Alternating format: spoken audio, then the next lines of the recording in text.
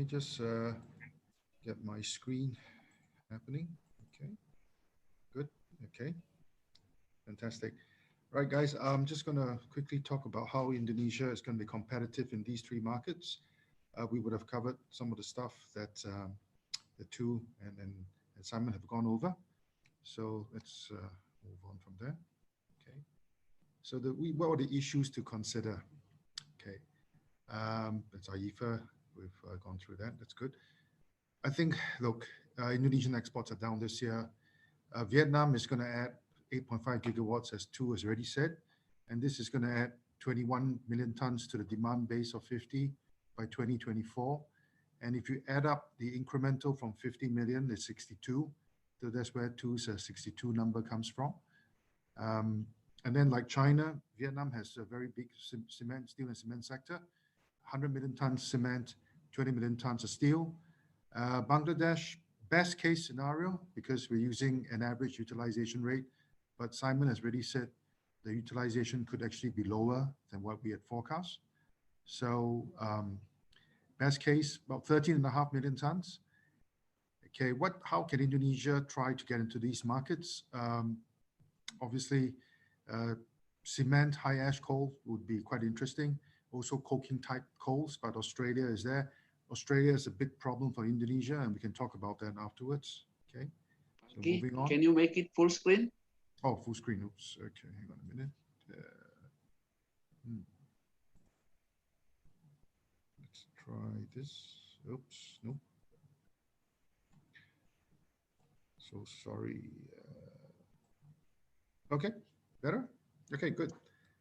Yes. All right, moving on from there. Yes. Yeah, it's kind of tricky for Indonesia because in Vietnam, Australia, China, and Russia are there already. In terms of sailing distance, it's 6 days from Indonesia to Vietnam, but 8 days from China, northern China, and Siberia, so 8 days. So it's only a 2-day turnaround.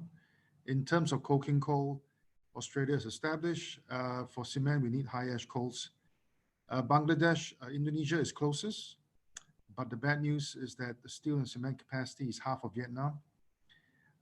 For Pakistan, South Africa is the same distance from Pakistan as Indonesia. So our conclusion is Vietnam is the key market. There's growth there, but there's a lot of competition.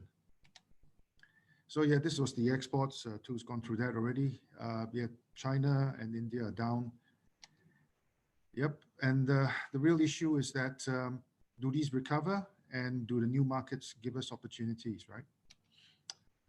Now Vietnam, yep, Tu's gone through that. 62 million tons for the next 4 years. If Indonesia maintains 30%, we're looking at 20 million tons. That kind of may not be enough. Okay, and what's interesting between Vietnam and China, which we will go through later, is that China, the steel plants and cement plants have a much higher consumption of coal than the Vietnamese ones. And it's because the Chinese are all legacy plants. They're using about 400 kilograms, 600 kilograms of per ton of steel produced of coal, and nearly about 240, which is kind of high because your average should be 160 kilograms of coal per ton of cement, right? But Vietnam is much lower. You're looking at about 60 kilograms for the cement, and you're looking around 200 for the 300 for the coal, for the steel. Okay, so Vietnam buys from various sources, and we've gone through sailing distances. Vietnam has 3 choices, so that's a key issue for Indonesia to consider. Okay, now back to China. Obviously, I mean, adding the two together, about 26-30% of coal usage is actually in steel and cement in China, but it's actually a function of the legacy plants from China. A lot of the steel and cement plants are quite old, and they weren't allowed to be shut, back in the day. So that's what we have in China. And just the numbers right now, yep, coal consumed per ton of steel, you're looking at about 700 kilograms, which is not bad. 240 for cement. Vietnam, we're looking 300 and about 60 kilograms. That's a legacy of the newer plants, and also possibly more electric furnaces, scrap steel plants in Vietnam relative to the total number. So that's why coal as a intensity is actually lower in Vietnam. Okay, moving on from there. Yep, power sector is the big change there. So obviously, any change in the gigawatt build out for the power sector in Vietnam would have a big impact on the total amount of coal that Vietnam is going to require. And the Vietnamese government back in 2016 were talking about 131 by 2030 and 97 by 2025. But our best estimate is about 72 by 2024. So doesn't look like that. 97 is going to happen. Same now back to Simon's section. Yep, the coal-fired capacity is falling, and best case maybe 13.5 million tons. And then South Africa is close enough. We'll see afterwards in the sailing distances to Bangladesh from Indonesia. And Pakistan as well. Pakistan, as Simon has already said, has a big domestic coal sector relative to Bangladesh. So obviously, best case scenario, we're looking at 5.5 million tons in the next 3 years, opportunity growth, that is. Yeah. Okay. Now, then the next question would be, is Bangladesh and Pakistan have big enough steel sector and cement sector to provide some areas of growth? And the answer is, well, Bangladesh has about half of the capacity, and Pakistan on steel, it's been quite inconsistent. Some years it's been shrinking. Last year, 2019 was quite a big shrinkage. So there's some marginal increase there, but I think the real issue is their demand base is less than 50%, or best case 50% of Vietnam. So Vietnam is really the major market for steel and cement, for coal into steel and cement. Yeah. So these are the sailing distances in detail. There's great website, sea distances.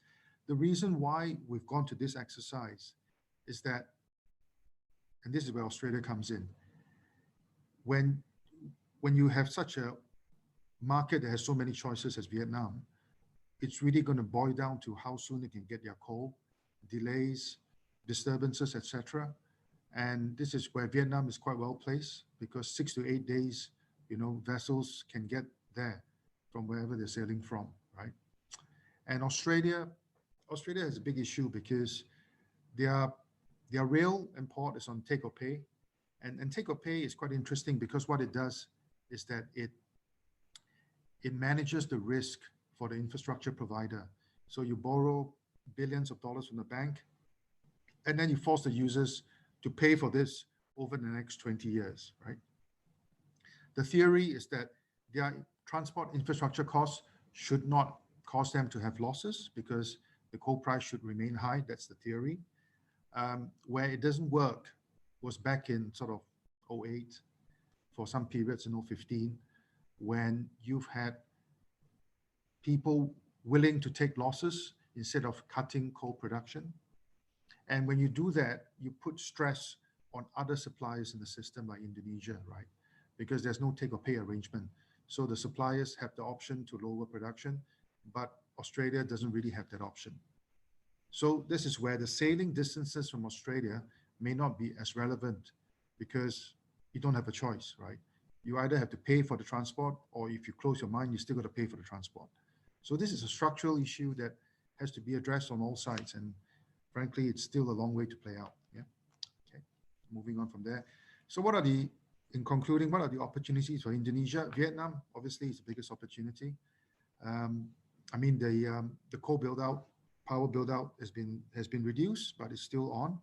We're looking at 70 million tons. The Vietnamese do supply their own mines into these plants, about 35 million tons. Then the issue would be for Vietnam to decide how much of their own coal reserves they want to use relative to easy supply from 3 countries. Bangladesh, it's a lower future coal demand than we thought. And Pakistan is less demand growth from Bangladesh, plus you have their own mines on top of that. And Vietnam, just to run through again, the biggest opportunity for all of us is 100 million ton cement capacity, 20 million ton steel capacity.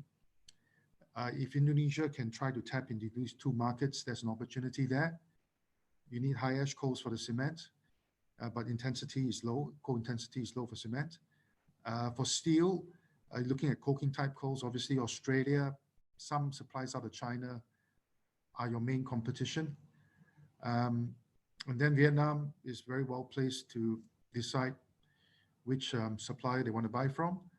And also with Australia, this take or pay infrastructure issues is going to be a problem for other suppliers in the system like Indonesia, because the Australian supplier may not have the choice to really cut production as much as he wants. Yeah.